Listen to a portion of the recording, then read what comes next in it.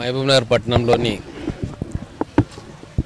Government girls junior కాలేజ్లో ఈరోజు parents teachers meeting జరిగింది. చాలామంది పేరెంట్స్ ఈ మీటింగ్లో పాల్గొనడం జరిగింది. వాళ్ళ పిల్లలు ఎలా చదువుతున్నారు, లెక్చరర్స్ ఎట్లా పాఠం చెప్తా ఉన్నారు అని చెప్పి ఇంటరాక్షన్ కూడా చేయడం జరిగింది. నేను కూడా ఈ మీటింగ్లో పాల్గొని వాళ్ళందరి అభిప్రాయాలు తీసుకున్నాం.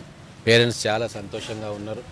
మంచి ఎడ్యుకేషన్ ఇస్తూ ఉన్నారు. ఈ కాలేజీలో ప్రిన్సిపల్ గారు కానీ లెక్చరర్స్ కానీ చాలా శ్రద్ధ తీసుకుంటూ ఉన్నారని చెప్పి పేరెంట్స్ చెప్పడం జరిగింది. సో అవన్నీ విని చాలా సంతోషం వేస్తూ ఉంది. నేను ఈరోజు ఒక మాట చెప్పదలుచుకున్న మహబూబ్నగర్ ప్రజలకు.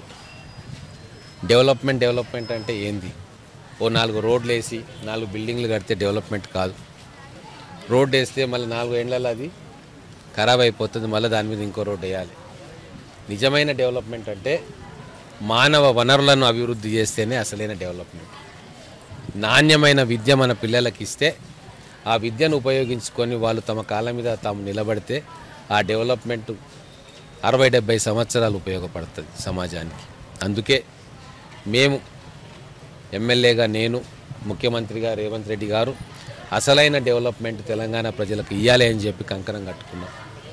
విద్యా వ్యవస్థను సమూలంగా మార్పు చేసి విద్య మీద సమాజానికి మొత్తానికి ఒక ఆసక్తి కనబరిచేలాగా కార్యక్రమాలు తయారు చేయాలని చెప్పి ఆలోచిస్తూ ఉన్నాం.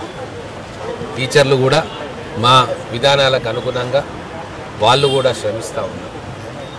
ఎవరో ఒకరిద్దరు విధులను తప్పించుకునే అలవాటు ఉండొచ్చు, కానీ 95% లెక్చరర్స్ కానీ ప్రిన్సిపల్స్ కానీ టీచర్స్ కానీ ఈరోజు ప్రభుత్వం ఆలోచన విధానాలకు అనుగుణంగానే వాళ్ళు కూడా కష్టపడతా ఉన్నారు. వాళ్ళకి ఇన్ఫ్రాస్ట్రక్చర్ ప్రొవైడ్ చేయడంలో మంచి కాలేజ్ బిల్డింగ్లు ఇవ్వడం, టాయిలెట్స్ ఇవ్వడం, పిల్లలకు అన్ని రకాల వసతులు పాఠశాలలో కళాశాలలో ఇవ్వడం, వాళ్ళకు టెక్నాలజీ కోసం కంప్యూటర్ సిస్టమ్స్ ఇవ్వడం, వాళ్ళు కింద కూర్చోకుండా బెంచెస్ మీద కూర్చోవడం, వాళ్ళ క్లాస్ రూమ్స్లో ఫ్యాన్స్ అరేంజ్ చేయడం, ఇటువంటి చిన్న చిన్న వసతులు కూడా గత 10 సంవత్సరాల్లో పట్టించుకున్న పాపన పోలే.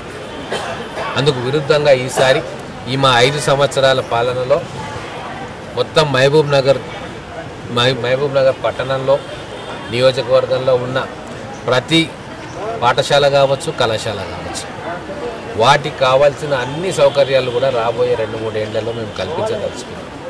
మా దృష్టిలో ఇదే అసలైన అభివృద్ధి.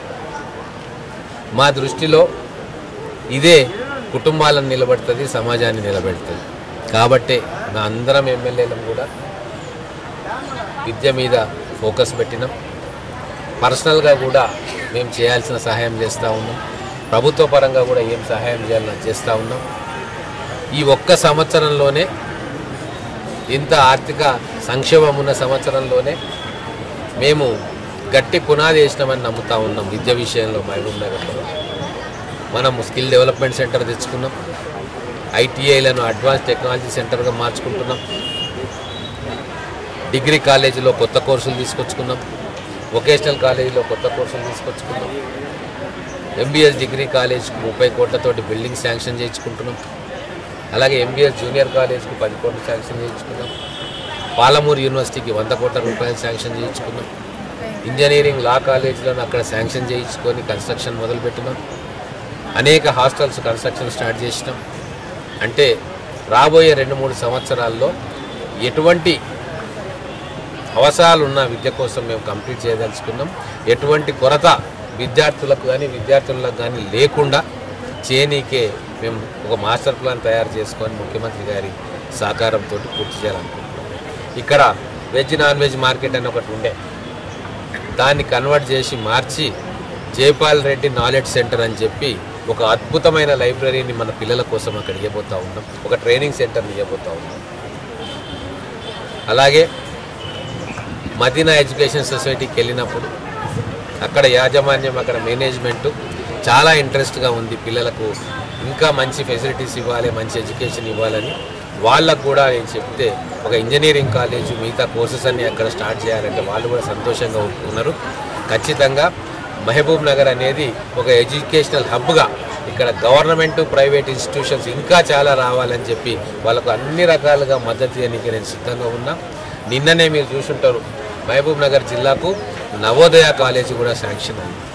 మొత్తం తెలంగాణలో 7 శాంక్షన్ అయితే ఒకటి మన మహబూబ్ నగర్ జిల్లాకు వచ్చింది. అంటే మేము కానీ మా ముఖ్యమంత్రి గారు కానీ అహర్నిశలు మా పిల్లలకు మంచి విద్యను అందించాలి, వాళ్ళు రేపు భవిష్యత్తులో వాళ్ళ కాళ్ళ మీద వాళ్ళు నిలబడాలి, వాళ్ళు ఉన్నత స్థానానికి ఎదగాలి అన్న ఒకే ఒక ఆకాంక్షతో మేము పనిచేస్తూ ఉన్నాం. విద్య గురించి కానీ సమాజం గురించి కానీ తెలియని వాళ్ళు చాలా మాట్లాడతారు. పిల్లలు చదువుకుంటే మాకేమొస్తుంది, మాకు మా పెన్షన్ వచ్చిందా, అరే మీ పెన్షన్లు తినే కాలం అయిపోయింది, ఇక మేము భవిష్యత్తు గురించి మాట్లాడుకుంటున్నాం.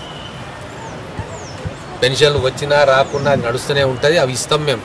కానీ ఈ పిల్లలను 10 సంవత్సరాలు ఆగం చేసిరు విద్యా వ్యవస్థను. ఈ విద్యా వ్యవస్థ నిలబెడితే వాళ్ళందరినీ కాపాడుకుంటారు.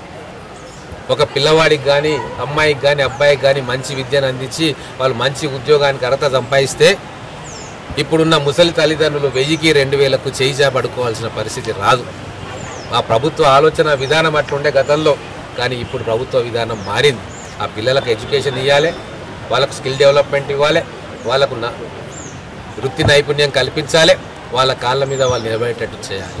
అంటే ఒక 40-50 సంవత్సరాలు వాళ్ళు ఈ సమాజానికి దిక్కుగా ఉండేటట్టుగా వాళ్ళకి నాలెడ్జ్ ఇవ్వాలని చెప్పి మేము అందరం కూడా పాటుపడుతూ ఉన్నాం.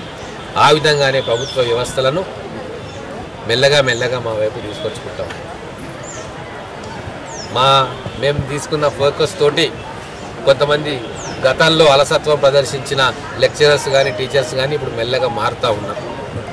వాళ్ళు కూడా మా విధానంలోకి వస్తూ ఉన్నారు. పిల్లలకు మంచి చదువు చెప్పాలని చెప్పి వాళ్ళు కూడా గతంలోకి భిన్నంగా ఈసారి పనిచేస్తూ ఉన్నారు. 100% మంచి రిజల్ట్ వస్తుంది. తెలంగాణ రాబోయే 5 సంవత్సరాల్లో విద్య విషయంలో ఉపాధి విషయంలో నెంబర్ 1 రాష్ట్రంగా కేరళ ఎట్లయితే అన్ని స్టాండర్డ్స్లో నెంబర్ 1 ఉందో ఆ కేరళను మించి ఈరోజు తెలంగాణ రాష్ట్రం రాబోయే 5 సంవత్సరాల్లో ఉంటుందని చెప్పి మన మహబూబ్ నగర్ ప్రజలకు నేను మనవి చేస్తాం.